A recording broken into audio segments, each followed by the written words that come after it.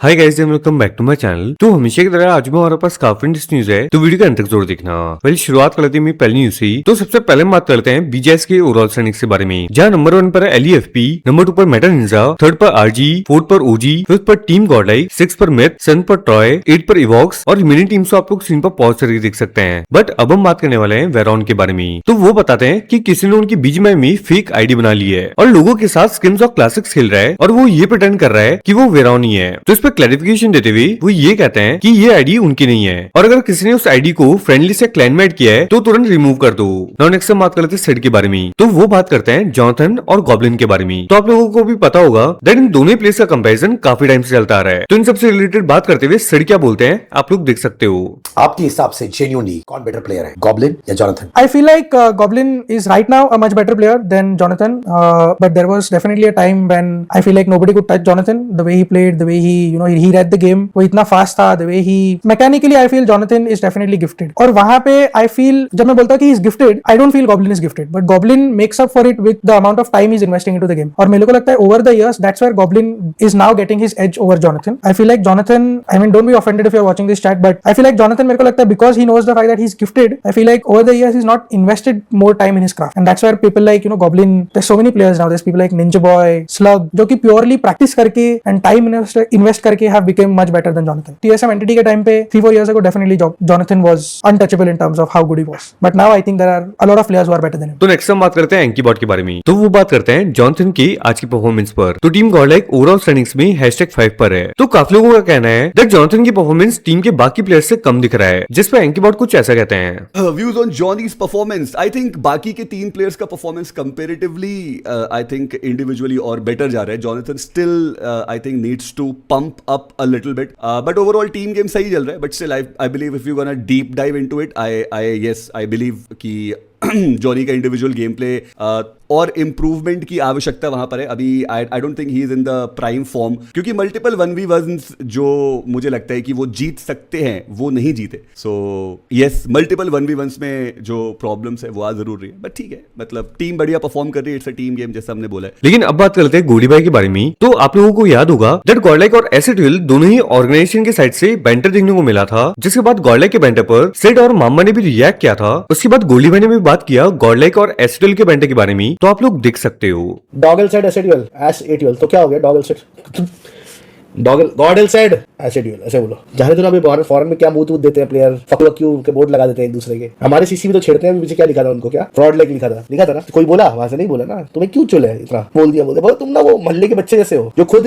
पत्थर मारे तो चलेगा, दूसरे के गलती से अगर पत्थर लग जाए, क्रिकेट की बॉल लग जाए, तुम्हारे चोट लग जाते हैं। बैंटर चलते रहना चाहिए भाई, मजा आएगा। बैंटर में मजा आता है। एस एटुअल फनी तो है एस, गॉड एटुअल लिख बोलते हैं एस एटुअल। एस का मतलब 2 होता है वैसे। एस होता है तो गधा। तो अब इन्होंने किस कॉन्टेक्स्ट में बोला वो क्लियर नहीं है, गधा बोला है या गाना बोला है, बट दोनों केस में फ्रॉड ज्यादा बेटर है। नाउ टॉकिंग अबाउट एडमिनो, तो वो बात करते हैं ऑडियंस के प्रेशर के बारे में। जब टीम में उनका परफॉर्मेंस अच्छा नहीं जा रहा था तो फैंस का प्रेशर कितना इंपैक्ट करता है उनके गेम प्ले पर, तो आप लोग वो क्लिप देख लो।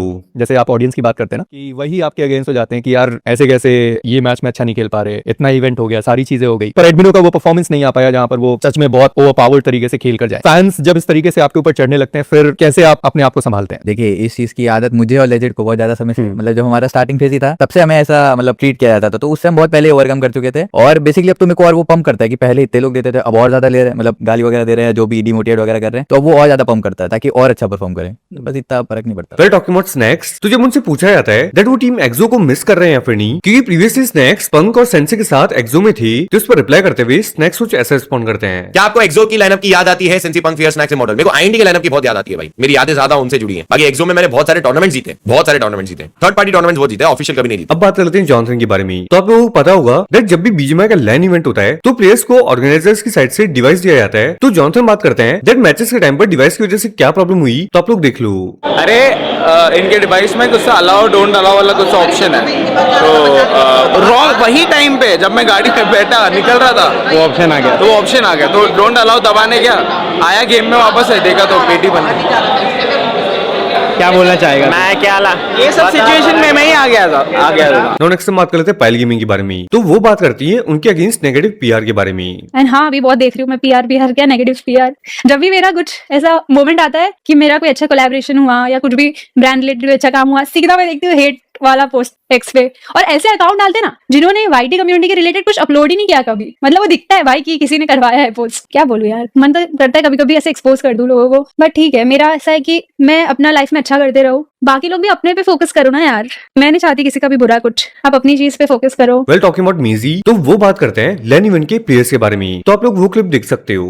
बट नहीं, आज मैं सोल के प्लेयर से मिला, खुशी हुई मुझे मिलकर एक बफर से। पता नहीं, जब मैं डे 1 पर मिला था तो शायद थोड़ा ट्रैवल करके आए होंगे प्लेयर्स, थोड़ा थके आ रहे होंगे, इसके लिए मैंने ज्यादा बातचीत नहीं करी। बट आज मुझे थोड़ा ज्यादा टाइम मिला और वो लोग भी 3 ही मैच खेल रहे थे, तो मुझे टाइम मिला, मैंने बात करी, मुझे अच्छा लगा। ग्रेविटी से मिला, वो उस बात से नाराज नहीं था, पर वो भी हंसखिल्ली कर रहा था, हंसी मजाक कर रहा था, जो मैंने बोला था कि ग्रेविटी के भी फैंस है, तो उससे मिला, वहां बात हुई हमारी, बढ़िया लगा। सोमराज मिला था, मल्टीपल लोग हैं यार, मतलब अच्छा है, मतलब इतना भी सिचुएशन खराब तो नहीं था, मतलब खराब तो कभी था ही नहीं, वो मेरे दिमाग में शायद वो चीज घर कर गई कि शायद अब जो चीजें हैं वो थोड़ा खराब हो गई हैं, बट ऐसा है नहीं। पर बात करें एसएडल सिटी के बारे में, तो जैसे कि आप सभी को पता होगा, जब सिट टीएसएम पबजी के पार्ट थी एंड वो एसएडल में नहीं थे, तो वो बात करते हैं क्या हुआ था जिसकी वजह से उन्होंने एसएडल को ज्वाइन किया था, और बाकी प्लेयर्स ने गॉडलाइक को तो सिट इस पर बात करते हुए कुछ ऐसा कहते हैं। जॉनथन के साथ अभी तो अच्छा नहीं है क्योंकि we broke off 3-4 years ago, but एक पॉइंट ऑफ टाइम पे when it was TSM entity, when we started out together, बहुत अच्छा बनता हम लोग का, लाइक हमारा जो घातक, नियो, क्लच गॉड, जॉनथन और Z God, we were like a family. पर उसके बाद वो थोड़ा सा एक इंसिडेंट हो गया था, उसके बाद थोड़ा टूट गया वो। जब डाउन टाइम था, जब बीजे में नहीं था, वी वर ऑल डिसाइडेड कि कुछ भी हो जाए हम लोग साथ में एक ऑर्गेनाइजेशन में जाएंगे, भले किसी को कम पैसा मिले चलेगा। तो एक दिन ऐसा हुआ कि 2-3 महीने तक घातक से मेरी बात नहीं हुई थी और मिले भी नहीं थे हम लोग, और तभी भी प्रोसेस चल रहा था। एक दिन वो हमारे बूट कैंप के नीचे है कि अरे मैं तेरे को 2 मिनट मिलने आ रहा हूँ, फिर यहाँ पे से कहीं पे जाने वाला हूँ। बहुत पूछने के बाद उसने बताया कि they had already signed a different organization 2-3 days ago, मेरे को बिना बताए, and I was not going with them. तो मैंने पूछा क्यों, मेरे को क्यों नहीं लिया तुम लोग ने साथ में? तो एक बंदे को मेरे से थोड़ी दिक्कत थी, प्लेयर बहुत अच्छा था वो, but just I think he wanted someone जो उसका थोड़ा सेवा कर पाए। मैं वो सेवा वाला बंदा था नहीं, तो एक बंदे को नहीं अच्छा लगता था। एसएडीएल वाज द वन जिनके साथ इनका नहीं जमता था। आई वाज लाइक ठीक है, तुम लोग मेरे को नहीं ले रहे हो ना, तो तुमको मैं हराऊंगा वहां से जहां से तुमको सबसे ज्यादा दर्द होगा, तो which is why I joined SADL. But जब ये लोग ने धोखा दिया, आई वाज लाइक अब मैं तुम लोग को एसएडीएल से ही हराऊंगा, टीम सोल से ही हराऊंगा। नो लास्टली हम बात करते हैं एस पावर के बारे में, तो वो टीम गॉडलाइक के इंटरनल माहौल के बारे में बात करते हुए कुछ ऐसा कहते हैं।